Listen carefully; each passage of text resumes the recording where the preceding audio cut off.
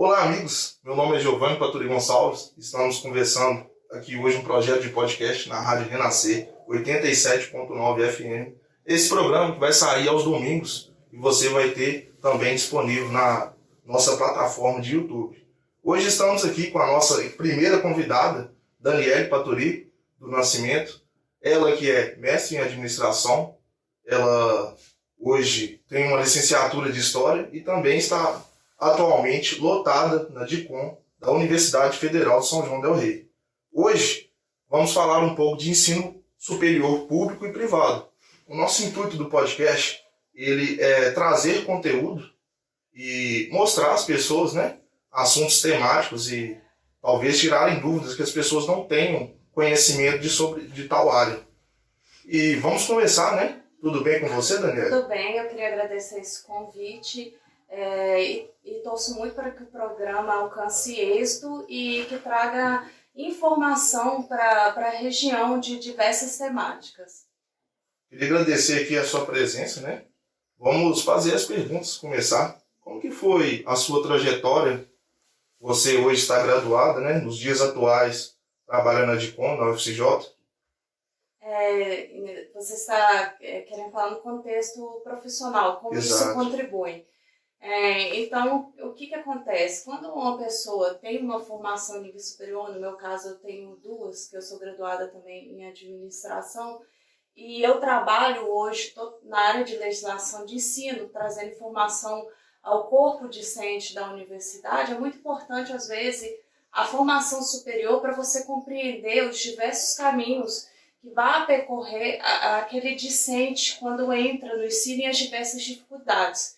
Porque um aluno hoje, quando se insere numa faculdade, ele passa por diversos desafios. Então, traz aquela compreensão de normas e legislação que eu tenho que ter, sim, através do meu conhecimento, e traz também aquele conhecimento das dificuldades que aquele aluno pode passar. Porque quando você, hoje em dia, trabalha num setor de legislação acadêmica, você tem que compreender todas as normas para trazer orientação. Porque o aluno, quando entra, ele tem que obedecer determinadas regras. Não é só ingressar numa faculdade ou numa universidade, ele tem que obedecer regras de frequência, ele tem que obedecer regras de avaliação. Então, neste contexto, como graduada e formanda, eu consigo compreender esses diversos desafios e também tenho uma compreensão maior das normas, porque eu tenho conhecimentos adquiridos anteriormente. Então você, como eu posso dizer, você seria a primeira pessoa, o primeiro contato que o discente teria na universidade?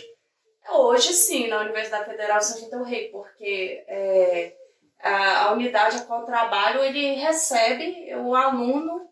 E essa unidade é comum em várias instituições de ensino superior. Hoje, várias instituições de ensino superior possuem unidades similares a que eu trabalho hoje. Esse controle acadêmico.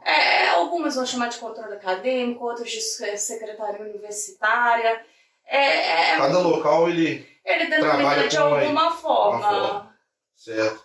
E um fato interessante, por você ser essa pessoa de primeiro contato, eu reparei que no Enem de 2021, a gente teve o menor número de pessoas da história. E também, além de ter o menor número, no segundo dia a gente teve na casa de 30% de faltosos. O que você tem a dizer sobre isso? Quando você olha assim, a questão do Enem ter tido uma queda no número de inscritos, de participantes, você não pode somente fechar em um motivo. Eu acredito que são vários.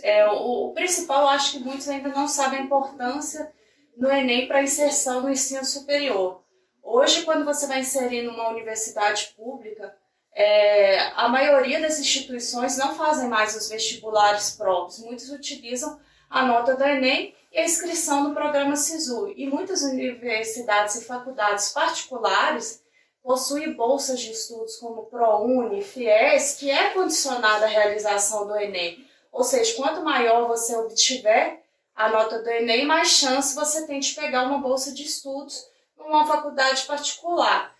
E eu vejo vários fatores ali que levaram. Eu acho que é a real importância do Enem. Muitos ainda não têm esse conhecimento ou de o quanto ele tem significado hoje para inserir numa universidade, seja pública, ou conseguir alguma bolsa, ou inserir numa faculdade particular. Outra, eu acredito que é o ensino remoto. Eu acho que muitos Os EADs, né? Não o ensino remoto, estou falando do ensino remoto que foi praticado devido à pandemia. Sim, Na escola, no ensino fundamental e médio. Muitos alunos, talvez, podem não ter se sentido preparados, porque tiveram que adequar uma nova realidade de ensino. Eu vi na Universidade Federal que teve alunos, porque também a universidade teve que adotar esse ensino remoto, que se adaptaram muito bem, outros não. Exato. Eu mesmo sou prova disso. Hoje eu sou universitário, para quem não me conhece, e eu não tive uma adaptação tão bacana, porque eu vejo que você está na faculdade ali é uma coisa, você está na sua casa é outra. Na sua casa, às vezes, você não tem aquele pique que você tem de estar estudando igual na universidade. Mas isso também é muito relativo. Tem Sim. alunos que conseguiram se adaptar melhor e ainda. Outros não. E eu acredito que isso possa ter impactado na realização Sim. do Enem. Um aluno, às vezes, não se sentiu extremamente preparado, então ele não realizou a prova. E o outro fator, mas isso tem que esperar pesquisas acadêmicas, Exato. que provavelmente vai surgir muitos artigos, pesquisas relacionadas à área sobre o ensino sobre atual, o ensino, né? Durante a pandemia. Outro fator também que eu acho que pode estar pesando é o fator social e econômico. Quanto mais um país está bem economicamente, mais as pessoas investem na formação superior. Mas quando há uma queda na economia, ou as pessoas precisam lutar mais pela questão do emprego, da empregabilidade, e tem que ajudar a sua família financeiramente, as pessoas tendem a desistir da faculdade. A faculdade se torna uma segunda opção, porque é a sobrevivência. Então, eu acredito que possa surgir estudos acadêmicos do momento. Isso é complicado, né? Econômico a qual também o país está passando. Hoje mesmo eu li uma matéria que falava que, pelos preços, né, da alta inflação que está tendo, o salário mínimo da pessoa hoje no Brasil tinha que ser R$6.000. A gente vê que o salário mínimo é 1.200. Bem então, complicado. Quando você depara numa situação, a primeira área que vai ser afetada, uma das primeiras, vai ser o ensino superior. Porque a pessoa tem que se inserir no mercado, às vezes não tem o tempo de se dedicar totalmente ao estudo. Então, eu acho que a evasão, quando você fala evasão do Enem, é uma questão muito ampla. Muito ampla, não dá para você fechar num fator somente. O Enem hoje ele seria a maior porta para o ensino superior no Brasil? Eu acredito que nas universidades públicas sim, e para quem deseja uma bolsa ou uma ajuda do governo, tipo ProUni, FIES, para conseguir, principalmente as pessoas que necessitam disso, o Enem hoje é uma porta muito importante para ele conseguir esses diversos acessos e facilitar o acesso dele a uma faculdade, porque o ensino particular ainda é um valor muito alto, muito alto, dependendo do curso. Apesar de hoje ter surgido cursos EADs que baratearam, que reduziram os valores das mensalidades, ele hoje é uma ferramenta importante. Entendo. Uma coisa que me deixa com dúvida, que eu lembro que nos primeiros inícios, eu acho que nos 2 anos do atual governo, obteve corta de verbas. Você sentiu alguma diferença com esses cortes de verba? Quando você vai olhar a área de ensino, eu estou trabalhando há 11 anos, então eu não avalio somente o contexto atual a qual eu estou vivendo. Quando eu entrei na universidade, existia um plano de expansão. Falava-se muito em universidade em cada canto do país. E nisso houve um grande investimento. Várias universidades. Em várias universidades públicas. E também houve um grande crescimento de bolsas também na particular para as pessoas se inserirem no ensino superior. Existia um projeto. Na verdade, quando eu entrei na universidade, esse projeto nem estava no início, porque quando o campus que eu trabalho hoje foi implantado, vai fazer uns 13 anos, eu estou há 11. Então, esse projeto começou um pouquinho antes e eu se inseri no meio deste projeto. Então, existe um grande investimento para a universidade se ampliar. no decorrer do tempo, eu não digo só nesses últimos 2 anos, foram se reduzindo essas questões orçamentárias e de verbas. E o que eu noto assim, que as universidades, no geral, elas tentam se adaptar ao novo orçamento cada ano.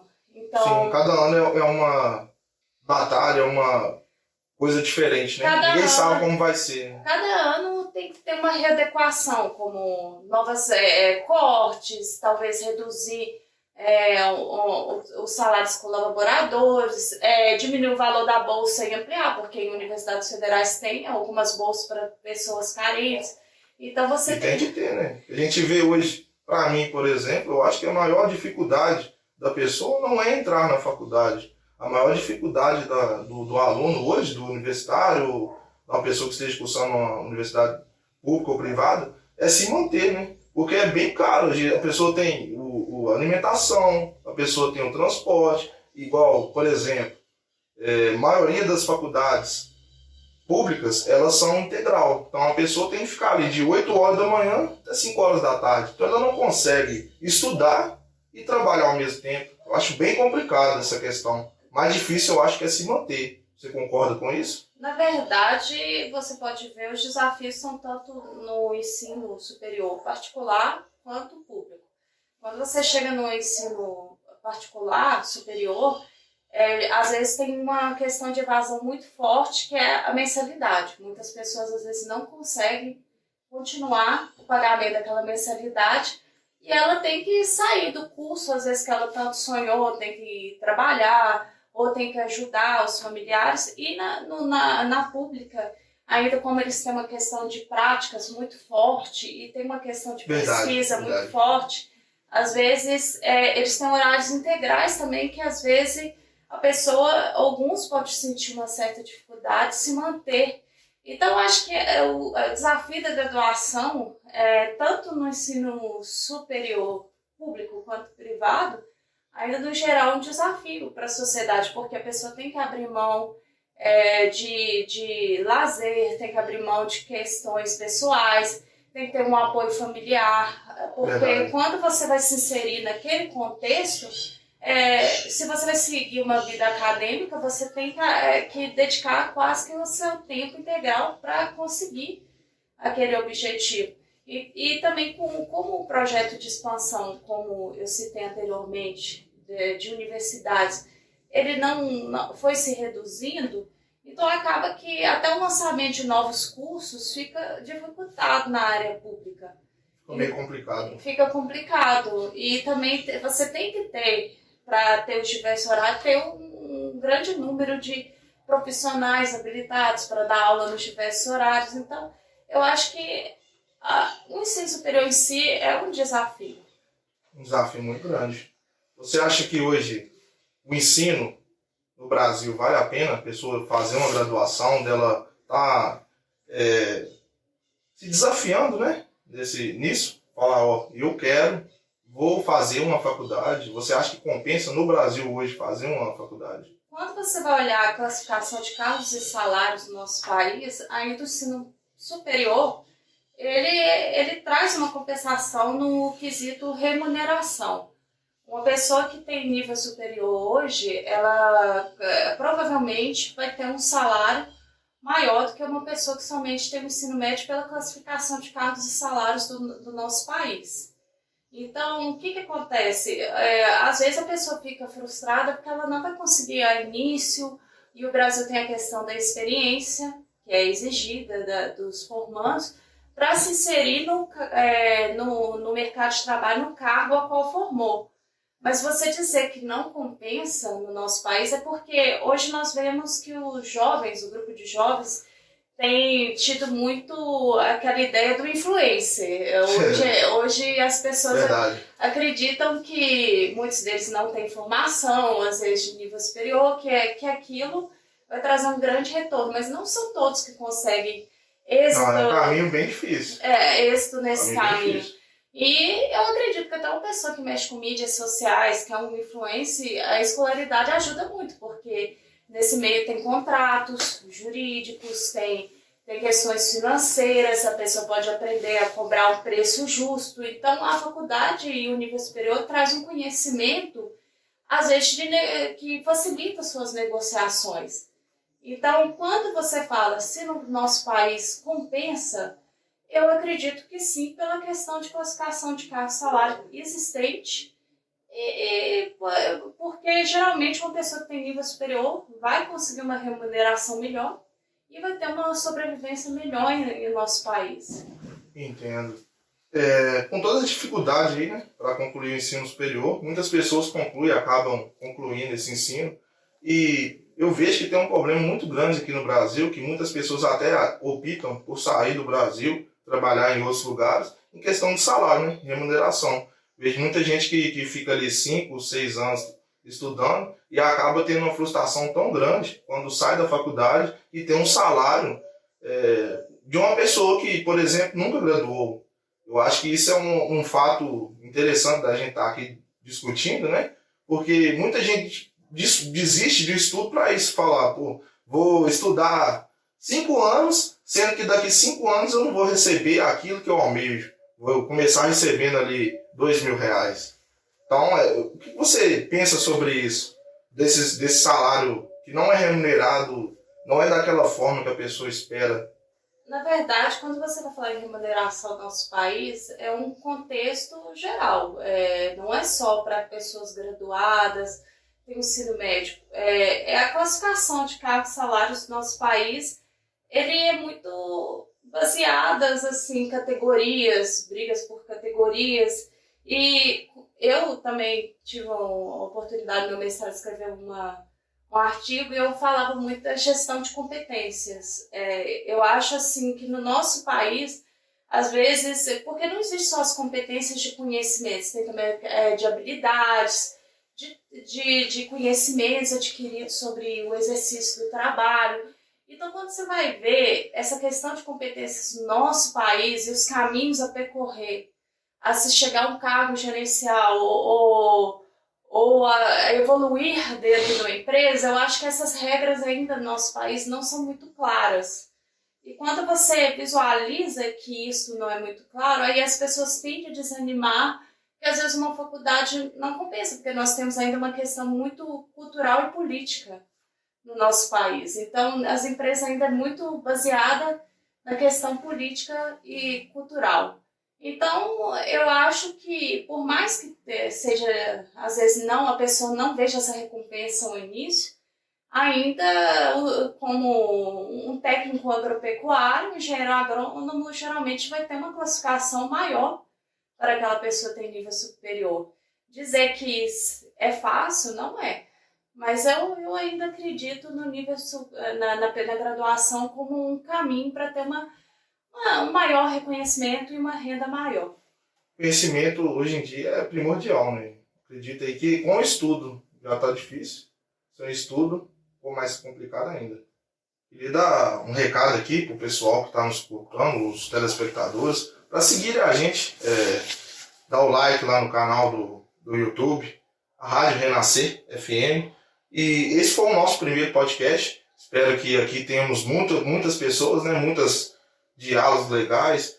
E, Daniele, suas considerações finais. Queria que você deixasse uma mensagem para quem tem interesse e está pensando em fazer uma faculdade, uma graduação. Obrigada pelo convite. E eu acredito que o conhecimento é a principal ferramenta que faz a pessoa ter uma formação de opinião adequada. Então, eu espero que o programa tenha êxito, como falado ao início, e que as pessoas consigam absorver o máximo de informações dele. Muito obrigada. Show de bola. Valeu, família.